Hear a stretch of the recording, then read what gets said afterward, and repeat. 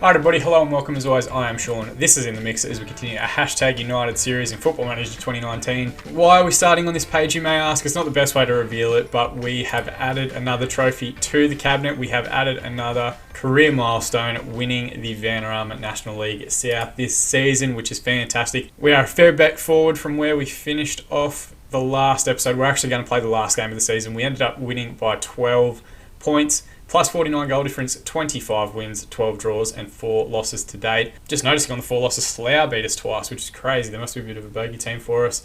Tremendous amount of draws, great result. We've done phenomenally well to do it while under such financial pressure. Finances are still careering in the wrong direction. We're at 694k over.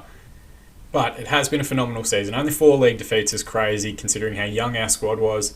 How quickly we integrated them into the team. Like, we've got good stretches here of just green, a couple of draws. Actually, probably one of the big differences between us and the other teams that finished around us is that we consistently turned what should have been losses into draws. Some were comebacks, like there were draws in here where like we should have won the game, but our ability to avoid defeat really at all costs for the first 20 games, really the first half of the season, was pretty tremendous. So it's another one we're going to get to celebrate. It's another green dot we're going to get here. We've had 5 promotions now in 6 seasons. Who knows what Season 7 is going to hold for us. It's going to be a big struggle, but we'll go through a bit more of that at the end of this episode. I think first what we want to do is play the last game of the season against Cray Wanderers, and we'll go through a little bit of a season review for some of the individuals that they've played. We'll go through what our plan is for next season as well, because there's going to be a whole bunch of movement in terms of players and personnel and trying to get our wages down as much as possible. And should make it, the regular length of an episode. But first, we've got to get past Cray. We don't want to get too ahead of ourselves. We want to enjoy the last game of the season and celebrate accordingly. So let's jump into it now.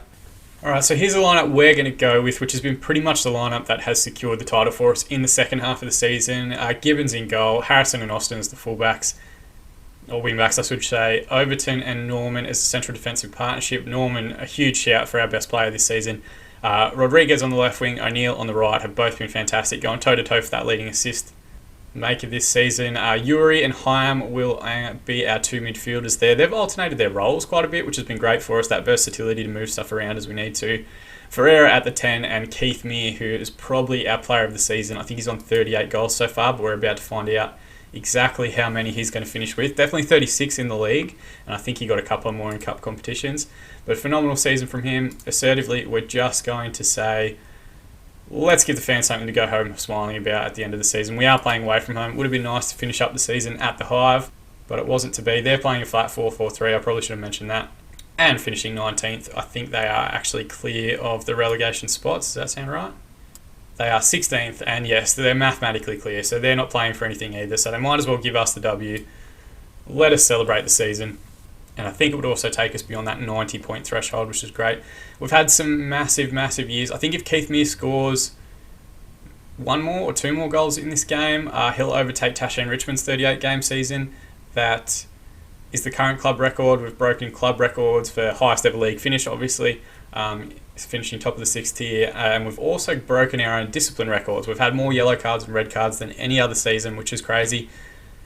Might have to do with the little bit of change of shape that we've got. It might have to do with the youth of the players. I'm not entirely sure, but it's definitely something we'll keep an eye on.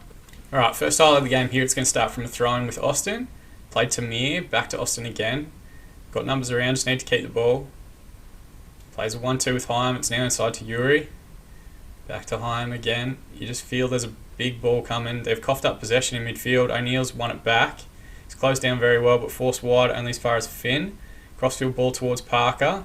Parker was a player that we've looked at before. He's been around their club for years. Finn now with the ball to back stick. Sweeney's up there, and thankfully he puts that one as the side ending. So first highlight we've seen for either side, and it goes the way of Cray. Just dwelled on the ball a little bit too long in midfield. Let's use our shout and say demand more at about 25 minutes. Everyone seems focused, which is the best response. Meir's immediately got a free kick. Can he get it on target? He hits the base of the post. Norman's going to follow up, but he's tackled and Prosser gets the ball away. Got a free kick of their own. O'Neill to take. It's on target, but Gibbons does well to push it away. Gibbons has struggled with free kicks so far this season. He's close to a Vanarama national milestone of 10 clean sheets, which is good, but a lot of goals we've conceded are free kicks on target that he's gotten a hand to or pushed into his own net or done some crazy thing with.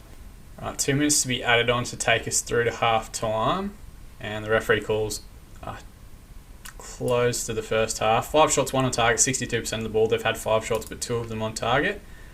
Let's just assertively say not happy, I guess. And that seems to have done the job, but hopefully we can push on and get a winner here in the second half.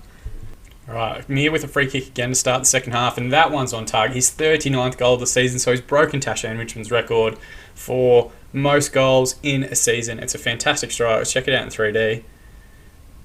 It's favouring a right footer, and it's always swinging back towards goal, but Bishop can only get a hand to it and push it in the back of the net. So we do take a 1-goal lead straight away in the second half, which is great. Alright, so we're getting towards the hour mark. We're going to make 3 subs. George Williams is going to come in for Josh Overton. George Uri will come off for Charlie Jeffries, and Nick Gilmore will come on the left wing. One of the big things I always try and stress to people is you can't win anything with a good 11. You need a good 14, 15, and these 3, Williams, Jeffries and Gilmore, have been fantastic contributors off the bench with minimal input, with whatever else. They've always stepped into a variety of different roles and done really well.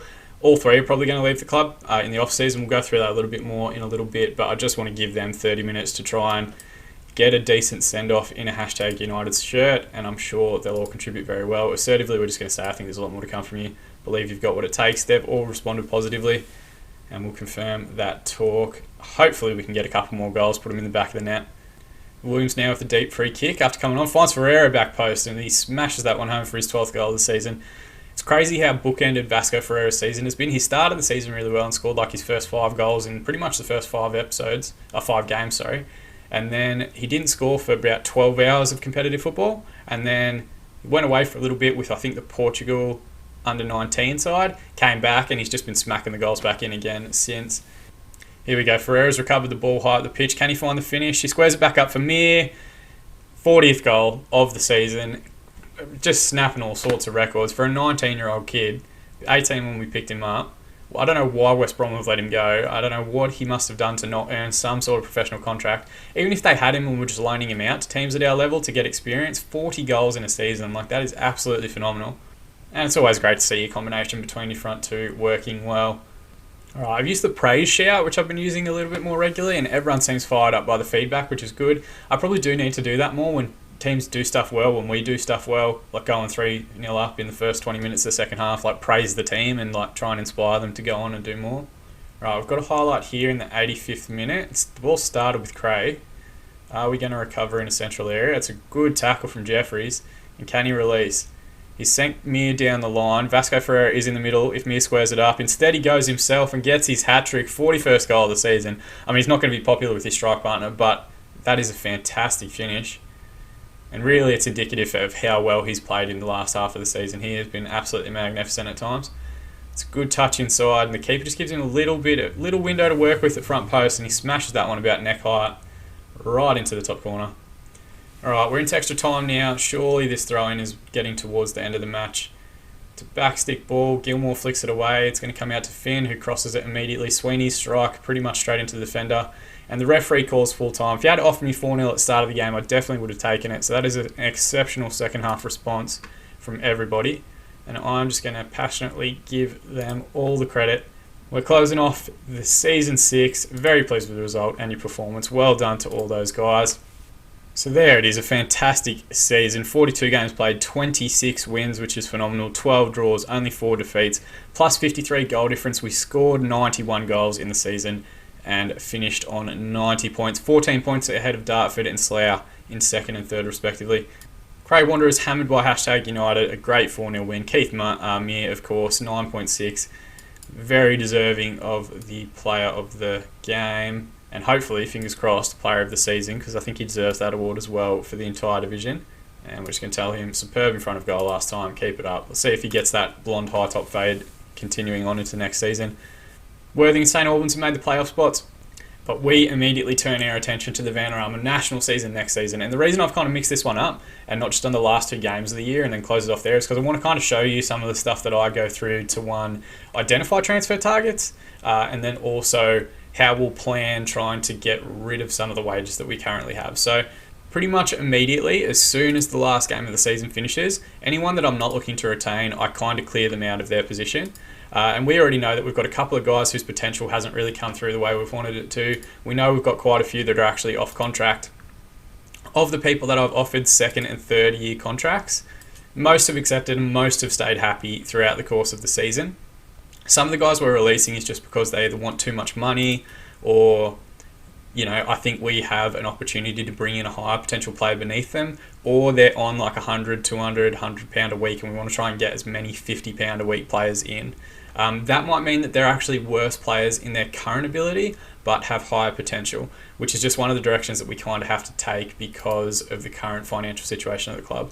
So we know these guys that don't have contracts coming up, the first thing you always do, I've already hit the button, but is go to contract and set for release so that they know that they're actually not going to get their contract renewed. It stops them getting upset about not having contract offers and all that sort of stuff. We're going to set them for the moment to not needed. We're going to set their loan status to unavailable, their transfer status to transfer listed, and we're also going to add them to the unwanted list so that we can get some assistance from Spencer and Seb and Lewis, or LP, however he wants to go, to try and get these guys out the door. We're going to say sell or release, and we're going to drop them down into the under 23 squad. So we've got at the moment a ton of people, a ton of wages for 2025 contracted players, guys that have an extra year, that are still currently within the club and costing us from our wage budget each week. Like, that's a lot of money that's actually sitting there when we don't really have that much room to move. So I'm not really worried too much about the 2024 guys. They're all just going to go at the end of their contracts effectively. We're going to add them to the unwanted list so that if a team wants to come in and offer them a contract now, they can. If anyone's stupid enough to offer us cash for any of them, we'll of course take it. But in reality, they're finished at the club. They're just going to let the contracts run out on the 30th of July or 30th of June. We might get to the start of June and offer them mutual terminations. Sometimes that works, but we also need to try and get rid of the guys that we have on 2025 deals. So they'll become a bit more of our focus, and we're going to offer them out to clubs. I do that pretty frequently. Usually around the start of each month, I'll try and offer out players that we have on the transfer list for club. Like, there's guys here that should be playing. Charlie Morley should be playing. Scott Pollock should be playing. Singano could still do a job. Most of the other guys are going to be difficult to get rid of because we've taken the lower leagues out. But in reality, these were players that got us up to the Vanarama South level. So why younger teams, why lower division teams aren't taking them, it's a loss to me. And we're offering them out for free. We're not asking for anything. Some of the wages are a stumbling block. Like, not everyone can afford Charlie Morley or Scott Pollock, but the rest of them, they should be able to get without any drama. So that's really the first thing, to try and tidy up the squad as much as possible. And then what that also does is it gives you visibility on where the big holes are in your team. So we know we've got 8 players here that are going to be coming through with us into the next season. We know that we've effectively got, so let's, if we put in everyone's playing positions. So if we look at the lineup here, we know we've got 3 real holes that we have to fix in the starting 11. We need a centre back, and ideally a left-sided centre back. We haven't really had a left-sided player playing in that central defensive role. I'd love to get one in just to give us that good balance. We need a left back to fill that wing back spot, and we also need a deep lying forward to fulfill that role next to Keith Meehan, who'll continue to lead the line. So in some respects, we're going to be looking for guys that are currently ready for first team, probably 3. And then for the remaining positions, we're really going to look at high potential players that perhaps don't have the best ability, that perhaps only have 2-star current ability, but they're going to want no money. So effectively, we're going to have a first 11 of guys that are on £100 a week and up, and then hopefully the remaining, let's aim for roughly 20 players. It's probably going to be more like 18, 19, but let's say we have a remaining 9 players beneath that are all on £50 a week contracts that aren't costing us a tremendous amount, but still have high enough potential that they could step into the first team when required and fulfill certain roles. Like, we know injuries are going to happen. We know suspensions have happened quite a bit. International call-ups have been coming for quite a few of these guys with the youth teams for their country, but we don't necessarily need everybody to be a star on £300 a week. Now, there's a variety of different ways that I've been identifying talent. When we were doing it prior to this season and trying to bring in first team ready players, it was players that I was familiar with from other saves and series that we were looking at first. We were looking at who was getting released from the relegated teams in the divisions above us, all the way up from the Premier League down. So if you were a team getting relegated from the Premier League, you likely release a lot of your off-contract players. We were looking at young players through that structure. We were looking at players that had performed really well in our division. And since we made the transition to using regen players, effectively what we do is go into each squad, and I start at the Premier League, and initially I was doing it just based on our proximity map, so teams that are near us in the London area, like Arsenal, Tottenham, West Ham, Chelsea, Fulham, whoever else. But I've kind of expanded it now, and we're just doing it for all the Premier League sides, and then for the lower divisions, Championship and League One, we're looking for players that are around our divisional structure or around our proximity so that the juniors really want to come across. We look at their contract information and we filter it by the expiry date. You'll see every year there's always a whole bunch of youth players that will be set to release. There's usually often quite a few players that are actual first team players that you could potentially get in as well. We don't focus too much on them because their wages are usually so high. So like we can't afford any of these guys, but potentially Crossley Pritchard, who's currently on our shortlist, is a good player. He might come. Ollie Chadwick, we've actually previously looked at and decided that, like he's not what we want to be looking at. We want to try and get someone higher quality in. And effectively, I just do that for all of the teams at the Premier League level, most of the Championship level, and then just proximity from there. So once you've added all those players, all the youth contract players that are at different clubs, due to come off contract, put them on your shortlist, and you can kind of filter out from there what players you're going to be able to bring in, what players you're not going to be able to bring in. You can look at their current potential or their projected potential. You're not really ever going to get at a Vanarama South level or below, really up until League 2, when you've got full-time contracts, players that are at 5-star ability. It's just not going to happen. They want full-time football, and they're going to get it. They're going to end up playing for League 2 sides. So really you want to take guys like that off. You're going to have guys with 4.5-star potential ability. Leave them on there. Sometimes it does happen. It's probably not going to happen the first day they get released, the first week or anything like that. But once you get a month into the season, you can potentially look at picking these guys up. So they're kind of like the second tier that you go after. Joe Norman's actually a really good example of that. Joe Norman wouldn't talk to us the day the season ended because he was 5-star potential, 4.5-star current ability. But we gave it a month. The season started without anyone signing him, and then he was willing to join us, albeit on decent wages. But you can kind of filter through a little bit that way. So if you don't get someone the first day of off season, don't give up on them, because you might still be able to go back in if they remain uncontracted, if there's no one else that'll go from there. Then we filter out by position and take out any players that we don't think are going to really benefit what we already have. So we know we need a right fullback, but in reality it can be a high potential player because we have a good one in Luke Austin who's already comfortable in the role. Same with the left fullback side. We know that we want to try and bring in one high quality left-sided player, like a Tom Gray or something like that, but maybe a Darren Downing would be a really good supplementary player to that. You just want to double check and keep an eye on the expiry dates, because certain players will get offered new contracts during that time, and you always want to ensure that if they are going to have another season, they sign a new contract to 25, 26, 27, something like that, that you've taken them off and really had your focus remain on the players that are kind of available. Once you get your list down to kind of one scroll through tab or whatever else, I'd advise that you scout them till full knowledge. So I usually do this task around the 1st of January each year. It will mean that you'll scout guys that will eventually sign new contracts, and that's fine. It will mean that you have to remove quite a few of the high current ability people because they'll continue to improve throughout the rest of the season. But it helps you start with a big list and then filter and narrow it down as you need. So at the moment, we don't need a number 10. We're not playing with one, so there's no real need for any advanced playmakers. We take them out, we filter them out. We're not playing with any midfield anchors, so we're really only keeping the guys that can play as central midfielders as well. And we make sure that we're really only going after people that are going to be free agents. There's a couple of people that are interested in coming straight across, and that's great. But if you let them actually expire from their contract, go into free agency, so to speak, or non-contracted players, offer them a trial and bring them in, you can save a ton of money in wages. So if we were trying to sign, let's just use Chris Waring as an example. It's unlikely that at this stage that a player is going to want to come directly from Southampton to us, so that he would want a non-contract on £500 a week. Even if we were to push him to part-time, which does see a little bit of reduction, we're still going to be offering him £200. Whereas if he's actually signing for us at being a non-contracted player, not attached to a club, he may reduce his wage demands, and we could probably get him for £100. Those are the sort of little things that you pick up over time during transfer windows, particularly at lower league level. That can save you a ton of money and can save you a ton of time. So we're only really focusing for the moment on players that have upcoming contract expiries that we can bring in, offer cash deals, sign them up that way. And even if it's someone that we offer a cash deal and get rid of in 12 months' time, we at least haven't made any financial investment to try and buy players. We haven't paid too much in terms of loyalty fees and all that sort of stuff. And we're not paying players that aren't going to be stars of our team bigger wages than they want. Even when we had our 8k a week wage budget, I still wouldn't offer anybody over £300 a week. There were people that we could have offered £400 and £500, but there's no point because they're not that much better than the other players in the first team. Even Joe Norman, who probably is a full star above everybody else, Hyam's catching him, so's O'Neill, so's Keith Mear. Don't be so hell-bent on your star ratings or anything like that. There's no one that's really going to be worth you paying so much more than everybody else in the team. Because then you get yourself in a scenario like Keith Mears probably had the best season of anybody, 41 goals in the end. Is he then going to turn around and want the same value or the same level of pay as Joe Norman?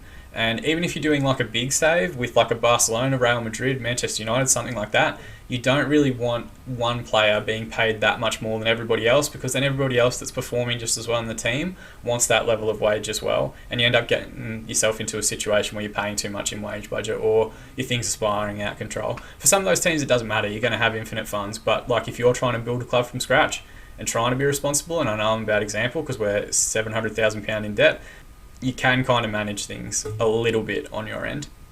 Now, the other thing that I do, and this is usually what we'll do once they're actually in contract expired status, is I'll go through each position and see if there's anyone whose contract's expired from a lower division team that has a lot of the traits that we're looking for. So if we go to goalkeeper here and we click on the attributes tab, it'll give us the ability to highlight the key attributes for each role. So we're only playing with a goalkeeper on defend. We don't have multiple player roles. We don't have multiple formations that we're using that require different things. We're just playing with our 4-4-2. Our player roles are always the same. It's our mentality that we consistently switch. So we're default as a positive. We sometimes switch to cautious if we're not playing well, or if we're playing like a high division side away. We'll use attacking if we need to chase a goal. If we would filter through the key stats and attributes for anyone with an expired contract whose age is at most 18, let's expand this to 19 just for the sake of the exercise. And then you kind of work your way backwards. So 13 out of 13 attributes. 10, there's no one that's really showing as available. 6, there's no one that's really showing for available. You kind of want them to be around the 5 or 6 range at least. But if we drop it down to 4, you can see that there's 5 or 6 guys here under that 19 age bracket that aren't attached to any particular club that may potentially want to come and have a look at us. Don't offer them wages without looking at them and understanding how good they are. Always offer trials. Sometimes it can be tough to tell. Like let's look at Taskenfrat, the Turkish goalkeeper that's here. He looks okay just looking at his stat line, but he may currently be playing close to his potential. He might not have much else left in him in terms of growth, whereas you could bring somebody else in who maybe has, less stats now, like 9s and 8s, but has a higher potential or higher ceiling for growth that will eventually become a better player for you and will play above their current level. So don't ever get caught in the trap of thinking I need to offer a player a contract immediately. It's better that you look at them, have a look from there. So we'll basically go through and do that for every position that we're using. So like if we switch this up to left back now, where we know we need a player, we're going to look at all the key attributes for a wing back on support. We're going to drop it down to 10 because we're only playing Vanarama National Football. You can see there's no one that's showing up for 8 of the 17 attributes, but you can go to 7, might get a couple, 6, can't get anybody, 5. Matt Saunders, the first one that comes through. So we know that we've looked at him before, he's on an amateur deal. Scout recommendation is only 19, so we know he's probably not what we're going to look at. But what we will do is we'll jump forward to the contract expiry date, which is the 30th of June when all of our contracts expire. And once all those, kind of slew of youth players are released, they will start appearing in each of those searches. So that's basically how I do it. That's how I identify our key transfer targets. Looking to pick up guys coming off youth contracts for the moment, and also trying to look in the free transfer market to see not just the highest reputation players or players that we've heard of, but who might be an undiscovered gem that just has the key traits that we're looking for the role that we're trying to achieve. And if they've got them, we'll have a look at them, we'll try and bring them in. And if they don't, we'll go and have a look at another player. We might look at the loan list from there. But I'm always a big advocate for, if you can bring players in and keep them as your own and then have resale value or keep them on your own contracts, then you're in a better position than if you're trying to bring in loan players from there. So if we get to a scenario where we have our 8 players in the current squad, we have a whole bunch of players in the reserve side, we will start looking at not just the free agents, not just the players that we've deliberately gone and targeted for end of contract stuff, but we'll start going and looking in the loan market as well and seeing if there are people that we can bring out to supplement our squad. And that hopefully will get us back towards a comfortable wage budget. The other part that I haven't really addressed so far is that I still don't have a contract for next season. Now that is in line with how things have gone the last couple of years. They've waited really until the last month of my contract to offer me a new one. And you can see I'm only on £100 a week on a part-time deal. They get 90% compensation if anyone does want to come in for me. I'm not looking to go anywhere. I'm not looking to make the financial situation any worse. So I'm only asking for minimum wage. But once they do come in with that offer, I will rebut and say, hey, I need the wage budget expanded. And that will hopefully give us a little bit more breathing room. So as things currently stand, we need to get rid of pretty much all of these players to have any room to work with wages in the transfer market. But we'll continue to push that. Pretty much every Monday moving forward, I will go and offer those guys on 2025 deals that we spoke about earlier out to other clubs, and hopefully eventually someone will buy it. Anyway, that's the plan. I'm going to stick to it. We'll come back and in the next episode go through what we've done in the off-season and probably play the first league game of the season. But I thought of something different because we are now going into season 7. I'd show you guys exactly how I calculate who we're going after in the transfer market, how we help identify key targets, how we help identify players that potentially can offer us more than their current ability or than their current wage, and sort of take you guys step by step how we prioritise our different transfer targets. There's no use us going out and spending transfer budget or trying to reduce our wage budget to get us enough for transfer fees. There's no one that's really that good.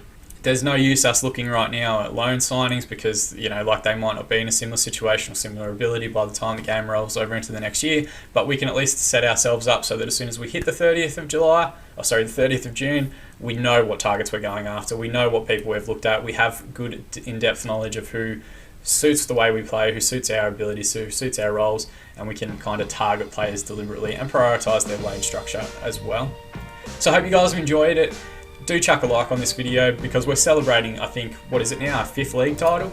Yeah, our 5th league title and our 5th promotion, finally up into the Vanarama National. We're one more promotion away from the actual football league, which will be a phenomenal turnaround and result. Subscribe to the channel if you want to be kept up to date on future videos, or you can follow @InTheMixer_FM on Twitter. There's going to be more and more stuff coming out and content on the Twitter page relating to Football Manager 2020. The new features are going to be rolled out. We're going to talk about them a little bit more. We're also going to talk about the saves that we want to take into Football Manager 2020. If you've got your own suggestions, by all means, chuck them in the comment section below. I do my best to respond to every comment as soon as I see it. Thank you to everyone that has commented so far. It is me responding to you each time, so I appreciate that. But more than anything, guys, thank you so much for watching. And don't ever forget to hashtag it.